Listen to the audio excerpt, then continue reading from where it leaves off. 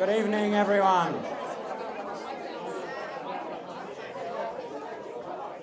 Good evening. If I can, good evening and welcome to our first Leaders Offsite for 2020.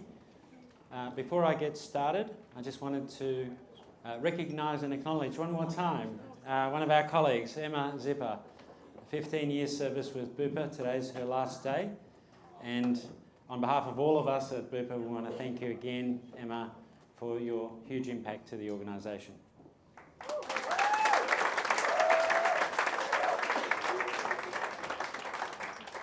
Now, as we draw a line under 2019 and turn our minds to 2020, we're well and truly now 2 months in. As the first Leaders Offsite, we've got some exciting things planned for tomorrow, and tonight, as is customary, is really an opportunity for us to reconnect with colleagues that you haven't seen. Who's new to these forums since the last one? Okay, we got 2, 3, half a dozen. Great. Well, make sure those of you who have been to these forums before that you take the time to make the newcomers welcome. They are very much, and the opportunity to get away from our day job and just spend some time together is an opportunity for us to reflect on some of the things that we don't get that time to do during our normal busy days. And so please make sure you jump in with both feet. Be a participant, not a passenger. And one of the traditions that we've started in these functions the night before is to encourage some outside-in thinking by inviting a special speaker. And tonight I'm really pleased to invite Guy Russo to be coming up to the stage in a moment to share his story. For those of you who don't know Guy, he spent a long time with McDonald's as the MD in Australia, and ultimately I think as the president in China and the greater Southeast Asia, before being grabbed by Wesfarmers in 2008 to save what was then the ailing Kmart business on the verge of bankruptcy. And over the space of 10 years, he turned it from, by his own admission, the ugly duckling into a beautiful swan. I made that up, but I was trying to find the opposite analogy. And Guy's going to share with us some of the leadership ideas and thoughts and approaches that he took in managing that significant turnaround. And, you know, we always need to be open and agile and adaptable to new ways of thinking, and I'm really, really pleased that you can take the time, Guy, to share with us your experiences. So please give a warm welcome to Guy Russo. Thank you very much. My wife always says I love sharing stuff with myself, so I get really good feedback. Thank you, Hisham, and it's great to be here. I was going to say this kind of when I was invited to with Brodie and Gresham to speak to you. I thought, insurance, that's pretty serious with all the things that you do for Australia, and I know how significant you are to the world of Bupa, the contribution that you made to the global results. And I thought, and then when I get told it's the opening pieces at a pub, I thought it's like McDonald's. Everyone likes to get on the piss. So it's kind of the boss thing that they go, enjoy the next 3 days. We really want you to open up, enjoy the wine first, so you can tell us the truth. So I love telling this story, not because my wife tells me I love talking about me, but I do love telling this story. I'm 60 years of age. Like all of you that have had careers or been with different companies or just joined Bupa, as an employee, you want to make a difference.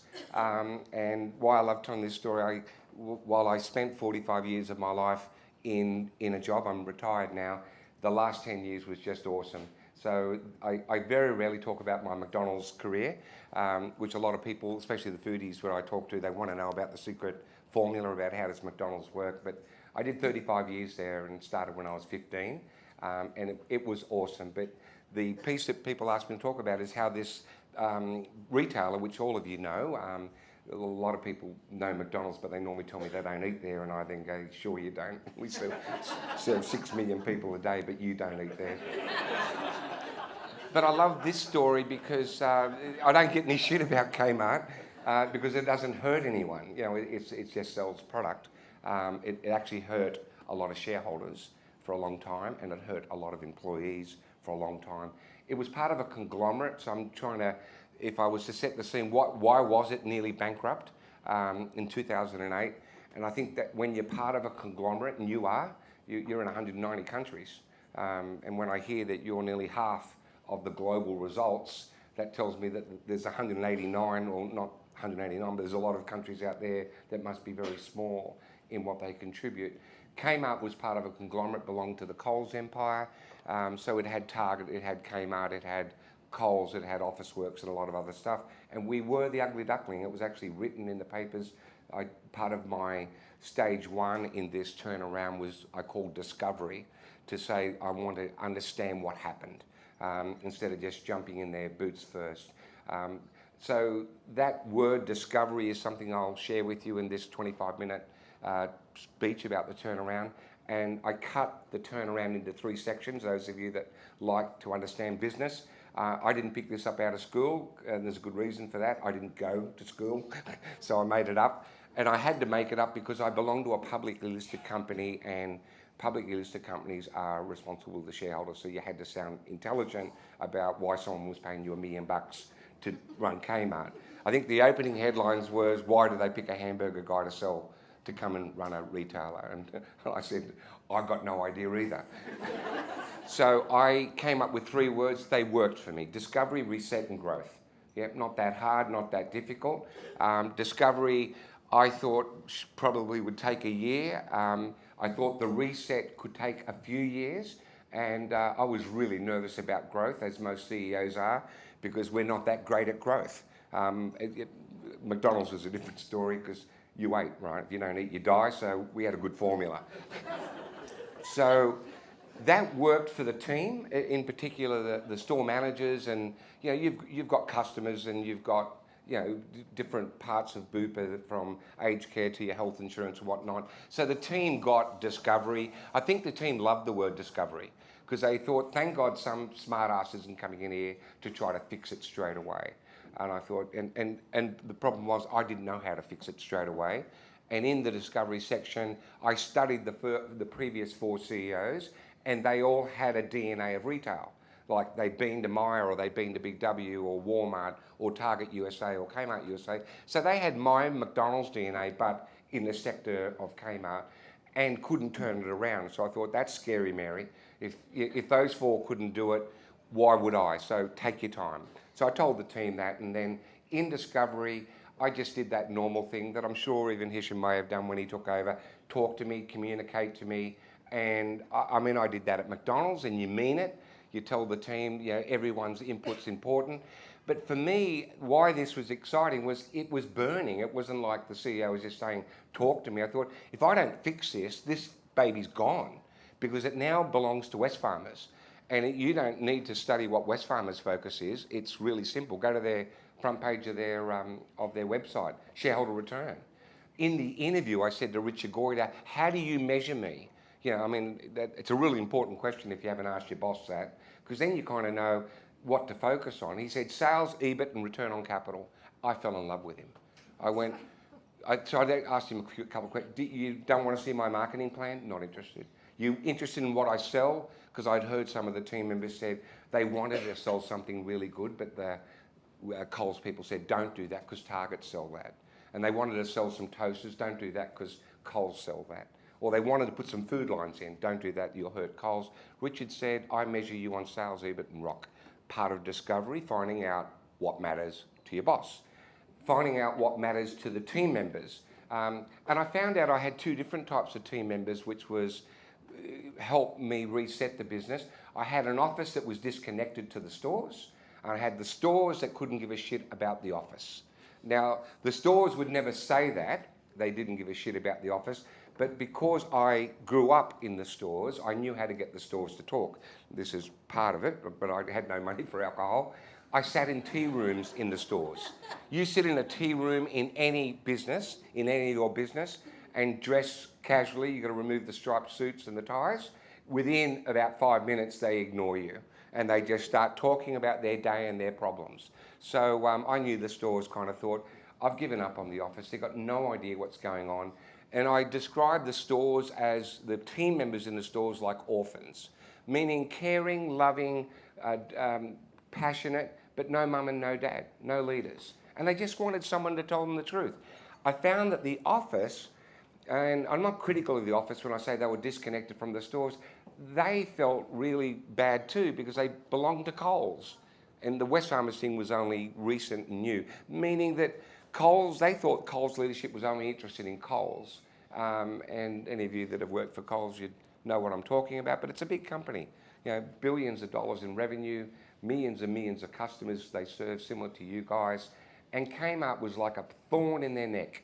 Every time they reported results, I think someone even told me one year they combined the Kmart results in Coles with Officeworks to shadow how bad it was. So everyone knew in Kmart they were the ugly duckling. Discovery was awesome. I did something else in Discovery because I said I wanted to understand how to fix it with the team. I wrote to the best well-run businesses around the world that sold the shit that I did. So that's easy. Who sells clothing and general merchandise and makes money? So that was a very important factor. And just Google them on the websites if they publish, if they make their results public. So in Discovery, finding out world's best was very important to me. I wanted to be number one. So you now know my mindset. Other than sales, EBIT and ROC, if I was a football team and I was the coach of number 12, I'd only come into that team to get to number one. And I only thought, now, will my innings last to get to number one? Because CEOs nowadays get 6 to 8 to 10 years, maybe. Not like the 80s and 90s where they lasted 20 to 30 years. So I thought, I'd love to get to number one, but would I be there? And I thought, you know, if you're not there, don't worry about it. Get it on the right journey. In that analysis, the finance people found Walmart, Tesco, Asda, Primark were the most profitable, highest revenue, low price businesses that sold clothing and general merchandise. I went, good, need to go visit them, and wrote to the CEOs. You heard that story? If you want to get rich, invite a rich woman to lunch or dinner, or man, tell them to take them out to lunch. So if you want to understand how a retail shop works when you don't know, invite a retail CEO, in my case. And I wrote to all of them and they all said goodbye. Why would they share with me what they know? Kept writing to them. On the third year, the CEO of Primark responded to me, hi Guy, and I'm sure it was his EA, love to meet you Thursday. It was Tuesday. I got in a plane Wednesday morning, got there Wednesday night, turned up for breakfast Thursday morning. Like all good CEOs, he said, what part of London do you live in? I went, no disrespect to us, but I'm thinking someone else is managing our lives and he was told, be at a breakfast at 8 a.m. and meet Guy Russo. No idea that I've been writing to him for 3 years. I thought, okay, this ain't going to go down well. This relationship is finished. So I told him my story and I said, I'm not interested in your designs or your fabrics because a lot of the reasons why competitors don't want to share stories, they're worried you're going to steal something. And Wesfarmers taught me, go ask people. Go and ask people, will they share stuff and do quid-pro-quo things with them? Give them something back without giving them your, secret herbs and spices formula, if there is actually a secret herbs and spices formula. That's another story. There isn't. But you believe there is. He then gave me the whole day. And all I wanted, and you guys will understand this because I don't understand your world either. I wanted to understand the economics. How do you make money selling a pair of jocks? And I know that sounds silly, but that's what I did. I sold clothing and toasters and spoons and forks. If you said to me, how do you make money selling a hamburger? Give me 30 minutes, I'll tell you. There is a formula. You don't need to know the Big Mac sauce formula, but I can give you the formula for a fast food restaurant. I'm the chairman now of Guzman and Gomez. I joined them when there were 4 stores. There's now 140 stores. We turn over 300 million. The formula is kind of there, not that different to McDonald's, except they've got a different food platform. One's Mexican, the other one's hamburgers. He gave me the formula in an hour. without realising it. And I don't know what your formula is, but there is a formula making money. I know that you've got this cut, this leadership, that knocked her out, him.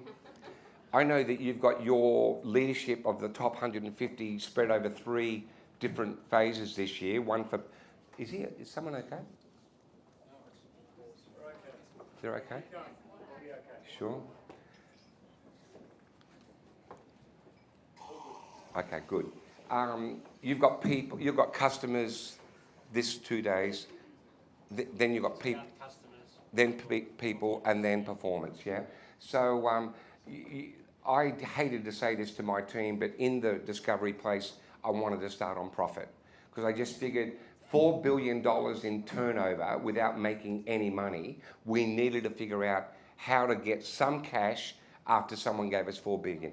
What is the formula if someone gives you $10 for an item to put $2 or 10% EBIT's normally the number in your pocket?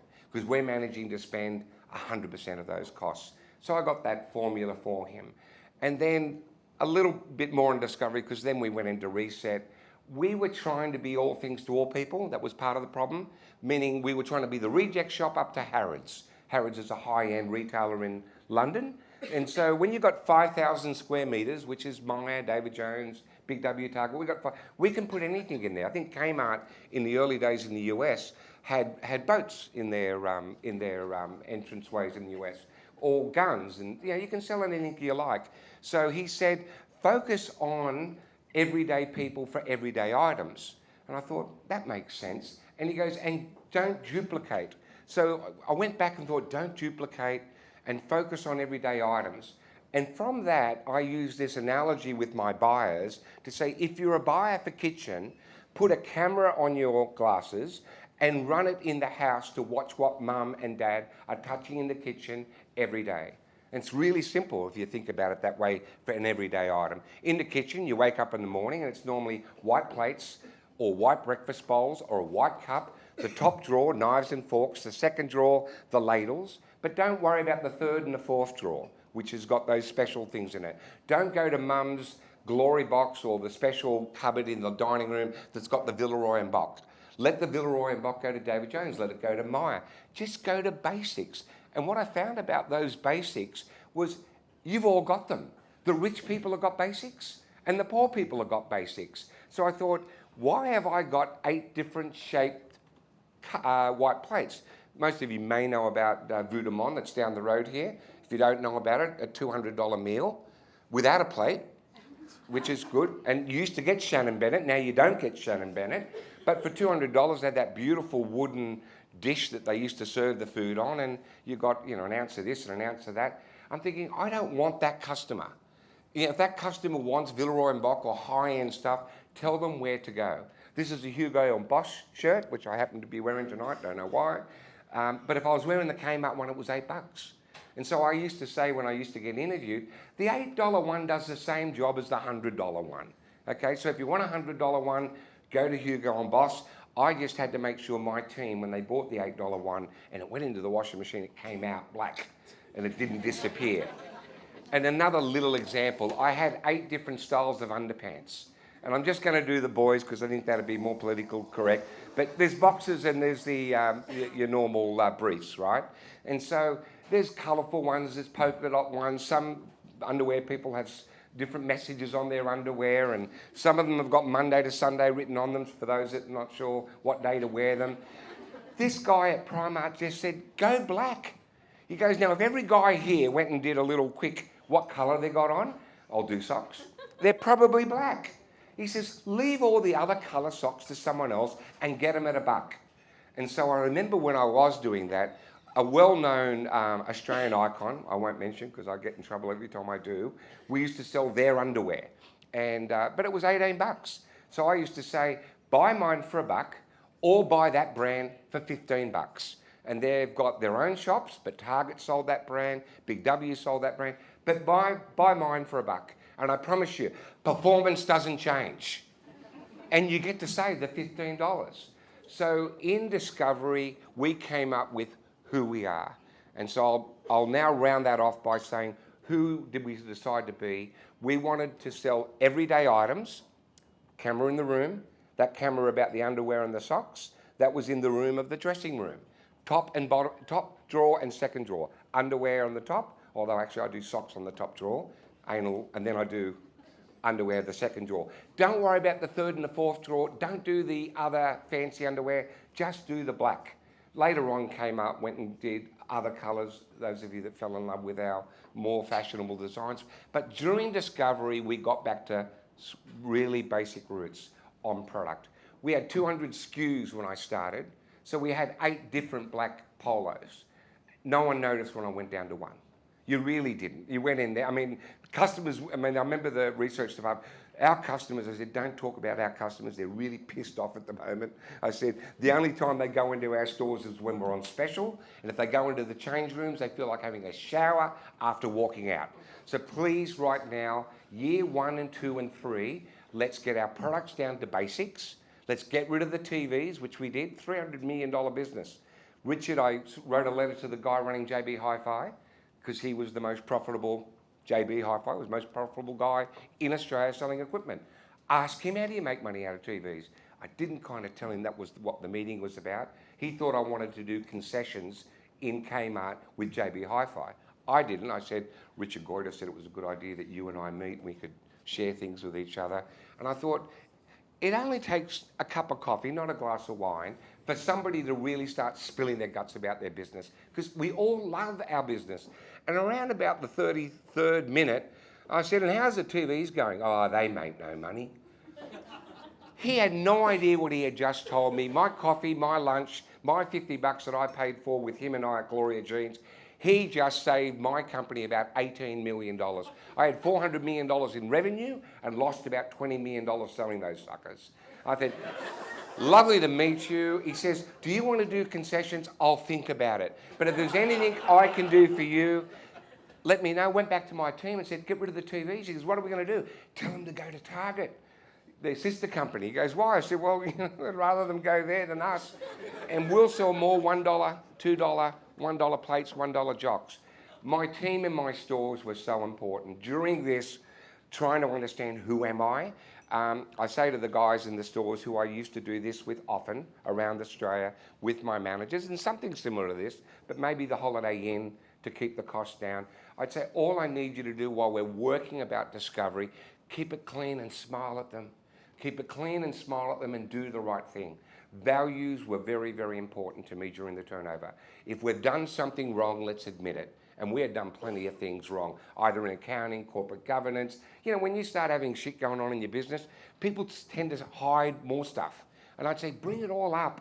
If we've got stuff, let's talk about it. Let's clean it up. We want to be best. We've got to make sure we have a clean slate as well. So I just said to the team when I was there, smile at them. There was a greeter. You guys seen the greeters at the front? They're like security guards. I said, what's going on? We're watching what they steal. I said, let me tell you, they're not interested in stealing our stuff.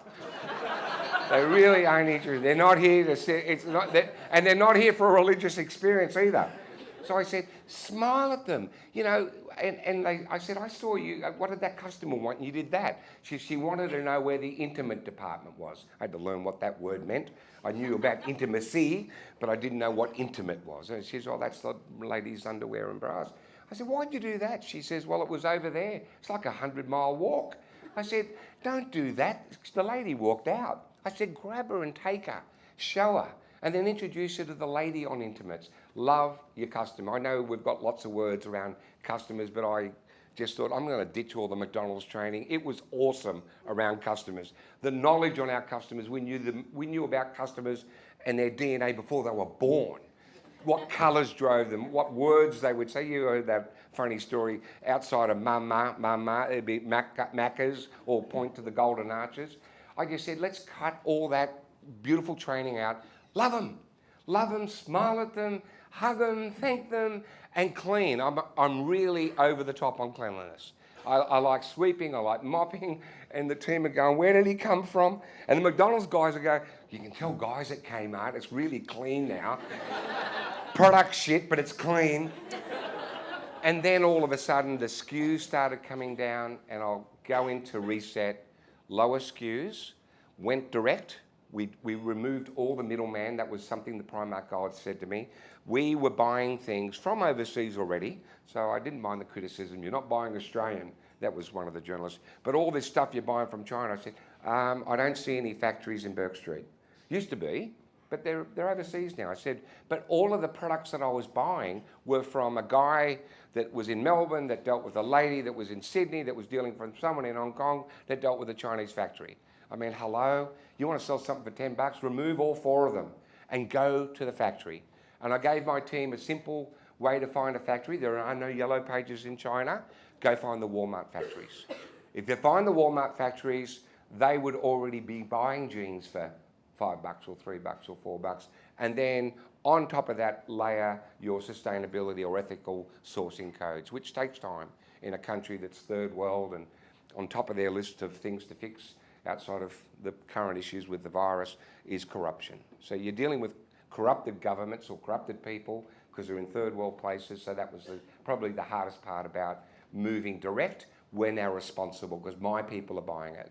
So move direct, lowered the prices, got rid of all the discounting. You know, you heard that story, I got 50% off that. That's bullshit. Everybody marks up to mark down. Yeah, everyone. And I said to my team, why is it 50% off? Because we want them to buy it. I said, what happens the next day when the poor sucker pays 100% more? They said, oh, well, we'll get them in 4 weeks' time. Why wouldn't you want them every day? Why 50% off this week and then 50% off 4 weeks? Get it down to $5 every day. And get rid of all the SKUs so we don't need to go and design 8 different polo black T-shirts. I mean, for Christ's sake, we're not Louis Vuitton. They know we've got Kmart at the front, you know. So lower prices came from direct sourcing. Direct sourcing allowed us to lower the prices. Removing the SKUs allowed us to deal with 1 factory instead of 10. We then told the factory, you've got all their business. We now want to buy more. Finish it off. The growth happened, so I was there for the growth story. We started off with 0 profit, net income was 0. So EBIT was 80 million when I started. 8 years later, EBIT was sitting at $600 million. Revenue when I joined with my team was at 4 billion. In 2008, by 2016, it was 6 billion. And items sold, remember I removed 150,000 SKUs with the team.